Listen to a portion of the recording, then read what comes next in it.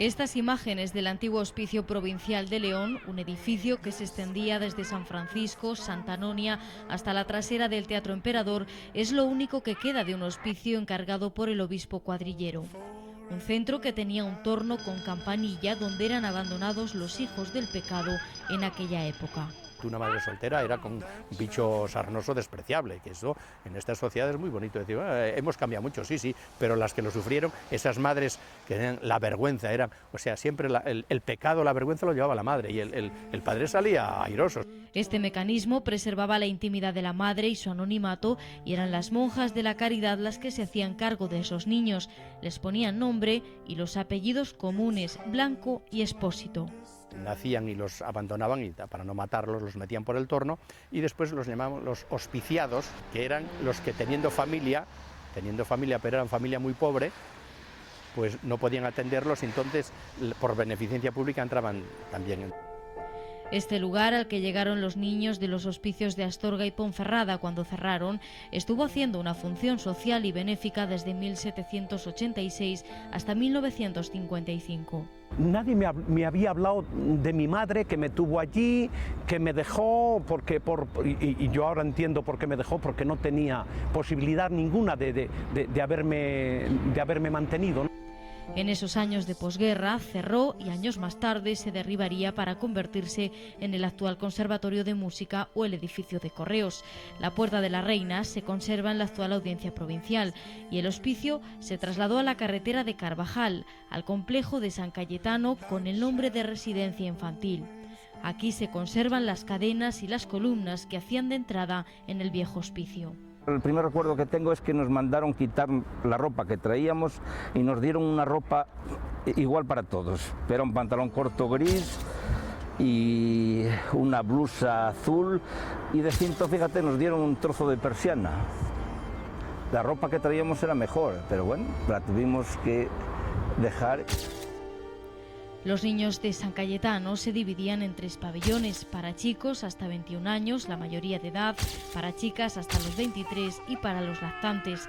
Todos vivieron varias épocas. El pabellón San José, el de los niños, estuvo bajo la tutela de los monjes terciarios, que fueron los más estrictos. En el año 65 y se marcharon en el mes de junio dejando aquí un pabellón con 200 niños y claro que la Diputación de repente que no tenía quien cuidarlos. Nunca vi en esas personas que regían esa institución mis padres ni recibí el afecto ni el cariño que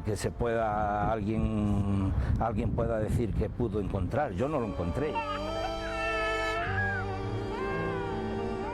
Cada año llegaban aquí más de un centenar de niños, se identificaban con la E de Expósito y el número. Ponían una papeletita, decía que si estaba bautizado o el nombre que querían que le pusieran o lo que fuera, o ponían algún dato para decir el día que pueda volveré a buscarlo y entonces dejaban para identificarlo. Ese anonimato evitó la muerte de muchos de ellos. Dormitorios y pasillos que ahora se utilizan como oficinas para la Diputación o aulas de la Escuela de Hostelería o el Crielle. Se cometió el error de mezclar en los mismos pabellones a abandonados, huérfanos y los que llegaban del tribunal. Pensaban que estos niños eran chicos de reformatorio, nunca más erróneo que eso. Y estos chicos no eran reformatorios, eran niños abandonados que necesitaban cariño y atención, pero que ellos no eran ni delincuentes, ni peligrosos, ni mucho menos.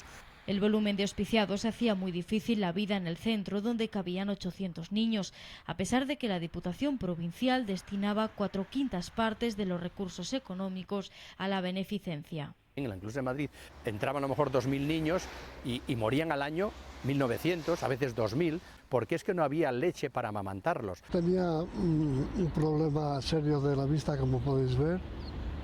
No tenía lentes, no me pusieron lentes, o sea que prácticamente no veía, porque tengo mucha graduación. Y pasé mucho frío.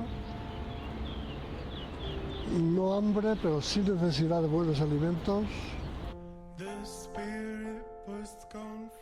Empezaron ya a partir de los años 60 y ahí a darles ya 3 veces a la semana, les daban café con leche, pero aquello era una cosa extraordinaria, cosa que hoy lo vemos porque nos hemos acostumbrado a la abundancia y no sabemos la cantidad de gente que pasó mucha hambre.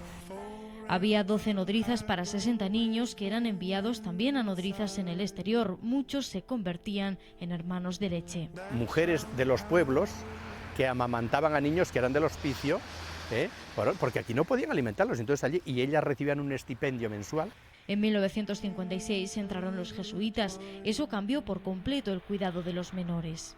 Mejoraron en comida, mejoraron en ropa, mejoraron en trato, mejoraron en muchísimas cosas y guardan un gratísimo recuerdo también de los jesuitas, pero también de los terciarios, pero hubo más problemas con los terciarios por lo visto.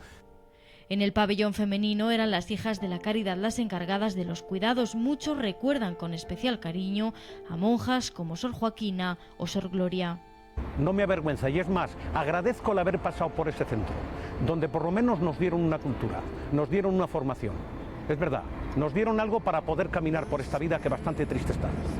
Los datos son confusos, pero pudo haber más de 60.000 niños leoneses huérfanos o abandonados.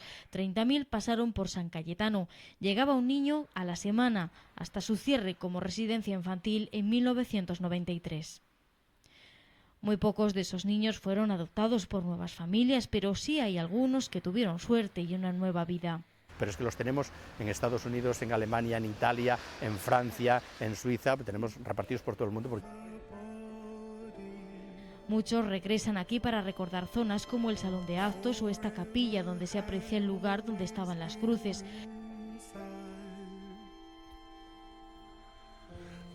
La historia de Lucio comienza cuando su madre llegó de un pueblo de Zamora en busca de trabajo. Le parió en el viejo hospicio de San Francisco. Después de 2 años haciendo de nodriza, se tuvo que ir. Yo esperaba que aquella madre me llegara a ver y me trajera, pues como lo que espera un niño cuando es pequeño, ¿no? Una persona cuando es pequeña, ¿no? Unos caramelos, un paquete de algo.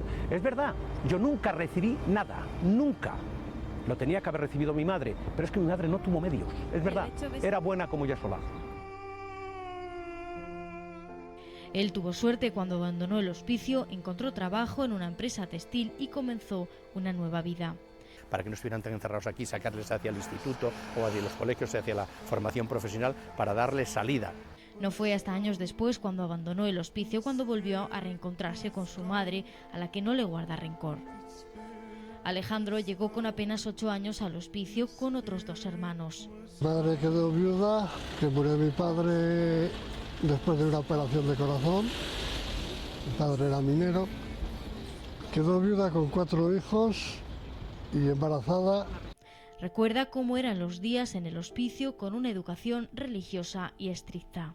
Levantarnos muy pronto, muy temprano. Los días que había misa, había que ir a misa a primera hora, lavarse deprisa y corriendo con agua muy fría, la caliente no existía. Él nunca perdió el contacto con su madre, que iba a visitarles. Pues eso era una alegría enorme, ¿no? Después les llevarían a un hospicio en Logroño, donde apenas estuvieron unos años. Como era el mayor y algunos otros más, nos tocó, pues claro, llevarles de la manita y en el autobús que nos llevaron a Logroño. Cada año salían de San Cayetano para la procesión del Corpus, un momento que guardan en la memoria, el carácter peyorativo de la palabra hospiciano y el desprecio que tenía la sociedad hacia ellos. Y oíamos comentarios, chuchirreos entre las personas, oye, qué bien formados, van todos vestidos iguales, ¿quiénes son? Y las malas lenguas son hospicianos, daba mala imagen.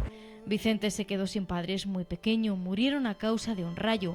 Su paso por el hospicio no llenó el vacío de cariño que necesita un niño. Tienes un déficit de cariño terrible.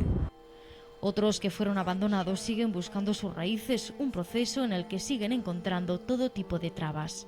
Que no ha conocido a su padre y a su madre siempre tiene un interrogante, por muy bien que le vaya en la vida, tiene el interrogante y dice, ¿quién es mi padre? ¿Quién es mi madre? ¿Por qué me dejó? La pregunta que te hacen ellos, ¿por qué me dejó? Y quieren saber y tienen esa inquietud y hay que tratarlos con máximo respeto y con prestarles la máxima ayuda porque tienen en el fondo, dentro de sí, ese vacío que se van de este mundo sin haberlo llenado muchos de ellos, con una angustia enorme. Afortunadamente cambió la sensibilidad y la economía en España.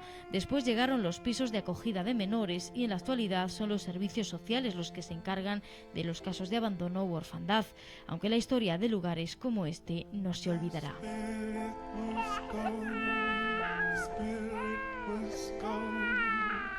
The spirit was gone.